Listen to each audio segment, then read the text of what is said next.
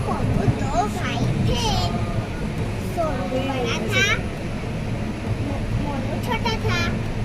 वे धोबी का काम करते थे, सबके कपड़े धोते थे। एक बार दो चोर के कपड़े चोरी कर रहे थे। सोनू ने देखा, उसने शोर मचाया।